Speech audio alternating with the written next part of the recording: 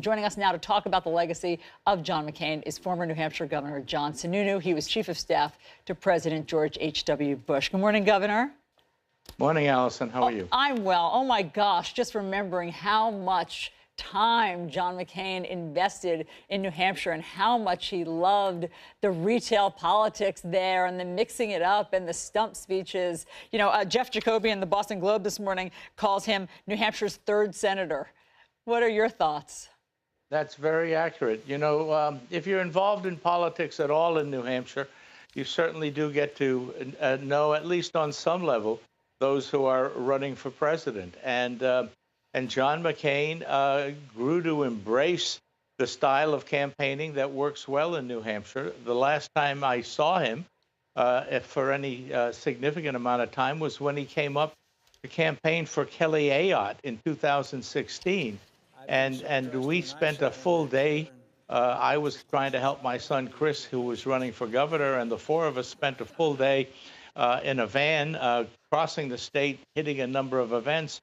And to listen to John talk in that van about how wonderful his experiences were up here, you knew this was someone that had truly connected with the state. He loved the campaigning, the face-to-face campaigning. He loved being challenged with questions at the town hall. And as we went from event to event, it was obvious he remembered people at each one of those events from the previous campaigns and loved to chat with them about how they had come together over the years. So he really did embrace the New Hampshire see me, touch me, feel me style of campaigning and grew to love the people that helped him. You're just reminding me of something from the Straight Talk Express. So I was on it, the boss with him in 1999.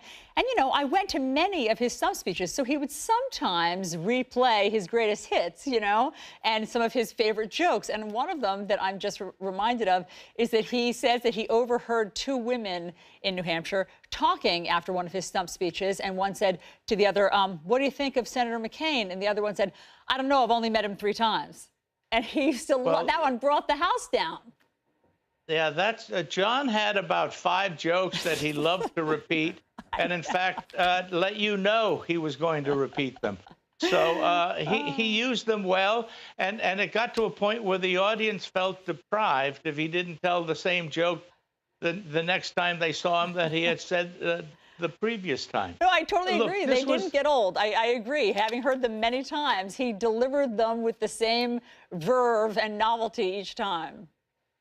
Yeah, and you know, he had an interesting take on the town halls. He almost felt that he was deprived if somebody didn't ask him a tough, challenging question. Not somebody that he felt was trying to provoke him, but somebody that was trying to really find something out about an issue. And he loved taking that opportunity to explain the details of something that was important. The person that knew him best up in New Hampshire, of course, is Senator Ayotte. John McCain embraced Senator Ayotte when she got elected.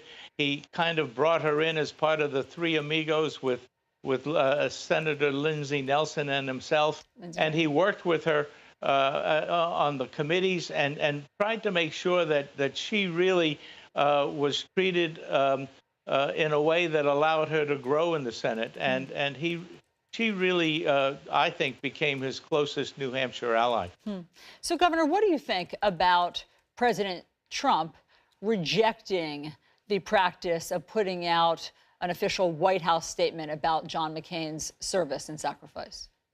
Look, that was printed in the Washington Post, and I have to be honest with you, I don't give much credence to what I read. We also have that reporting.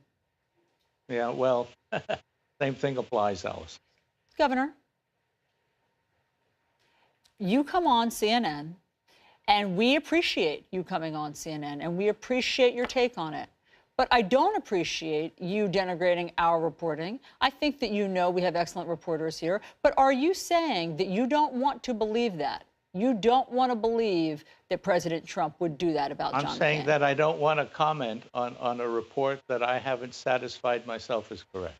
And if that report were true, I'm not going to answer the hypothetical. It's not hypothetical.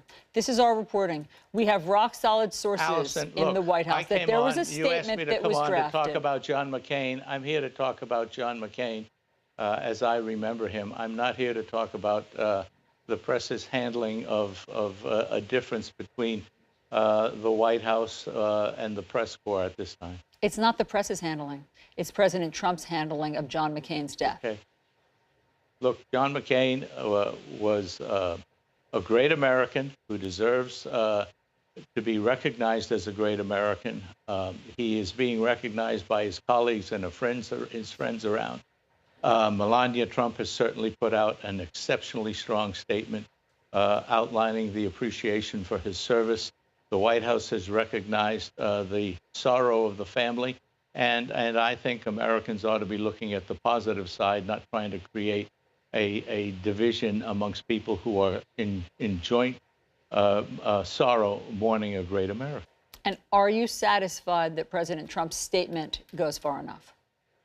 I suspect there'll be additional statements over time, and I think this effort to try and create a cleavage there really does disturb me.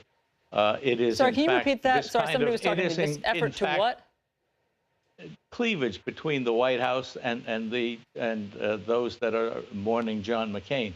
It is this effort by the press to accentuate the negative that I think has created the climate that prevents, in the long term, the bipartisanship that John McCain supported. And I don't want to be a part of rubbing whatever salt there is in whatever wound there may be, because I think that just adds to the division. I'm here because I lost a good friend. I wanted to express my concern about that.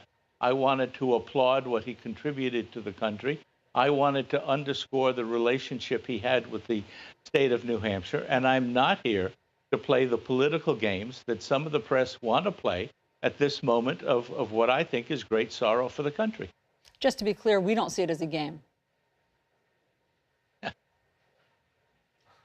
And to be clear, the press didn't create whatever division exists that President Trump feels that allowed him to spike the statement that General John Kelly wanted him to put out about John McCain's sacrifice. The press didn't Allison, invent everybody reflects their concerns in ways that are consistent with whatever they feel. I've expressed my concern at the loss of John McCain, who I think was a great American hero in the military, a great American hero in the political process, and frankly, a great American hero on a personal level to people that knew him well. And it is on those three levels that I sense the loss, and I have expressed my feelings of sorrow for him having passed, and my expression of feelings of sorrow for his personal family who lost him, and for a country who lost a great American hero.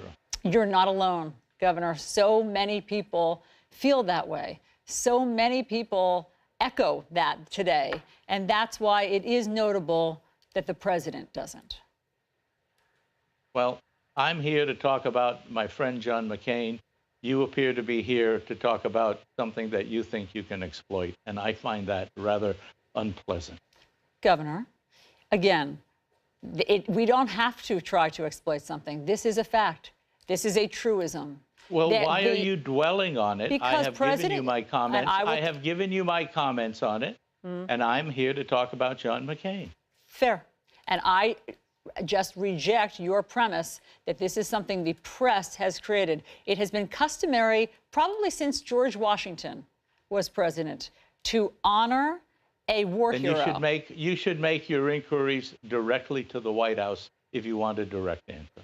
Governor John Sununu, we appreciate you coming on and giving us your thoughts about what John McCain meant to you and to New Hampshire. Thank you very much. It's a great loss for the country and for the world. Indeed.